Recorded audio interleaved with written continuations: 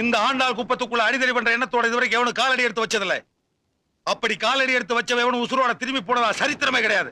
என்னடே அந்த குழந்தை அப்படி என்னடா தப்பு பண்ணாங்க? ஒருத்தர் மேல ஒருத்தர் ஆசைப்படுறதுன்னு பெரிய பாவமா? சின்னஞ்சிறுசுக்கு ஒருத்தர் லவ் பண்ணா அதன பெரிய கிரிமினல் குத்தமா? கூட பிறந்தவளை கொலை பண்றதுக்காக கோஷி சேர்த்து வந்திருக்கே, நீ எல்லாம் ஆம்பளைடா?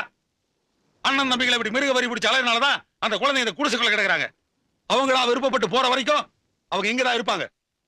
அது வரைக்கும் அவங்கள மட்டும் இல்ல, என் கெண்டக்கால் ரோமத்தை கூட உன்னால பிடுங்க முடியாது. கேட்கவா கூப்பிடுற அந்த குழந்தைகளை.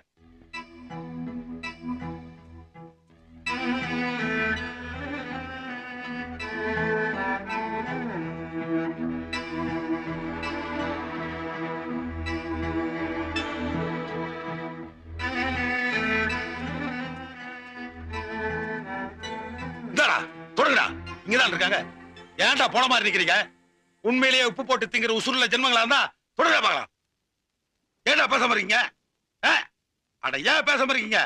இந்த பாருங்கடா, உம்மா உங்களை ஒருத்தனுக்கு தான் முந்தானி விரிச்சு பெத்தா அப்படிங்கிறது உண்மையா இருந்ததுன்னா தொட்டு பாருடா அவளை.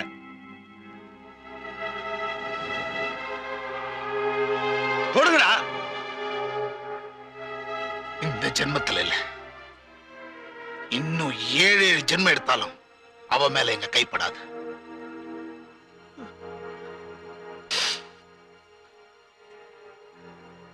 பத்து மாசம் சுமந்து பெத்தவளுக்கு ரொம்ப நல்ல பேர் வாங்கி கொடுத்துட்டு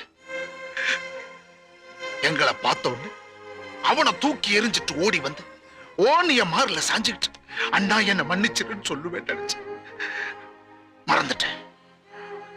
எல்லாத்தையும் மறந்துட்டேன். தோல்ல மார்ல போட்டு வளர்த்தோம். இனிமே நீயா வந்து மன்னிச்சிருங்கன்னு கெஞ்சினாலும் கதறினாலும் எங்க வீட்லயும் சரி மனசுலயும் சரி உனக்கு இடம் இல்ல. எதுக்காக சும்மா போனதுகிட்ட பேசிட்டு இருக்க? பாப்பலாம்.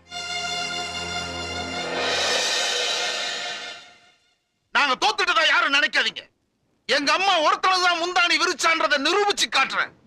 இன்னும் 24 மணி நேரத்துக்குள்ள இவளை ஏதாவது ஒரு அனாதை ஆசிரமத்துல தூக்கி எறிஞ்சிட்டு இவளை கண்டம் துண்டமா வெட்டி போடுறேன். இது நீங்க கடவுளா நினைக்கிற அந்த கடல் மேல சத்தியம். வாங்க போலாம்.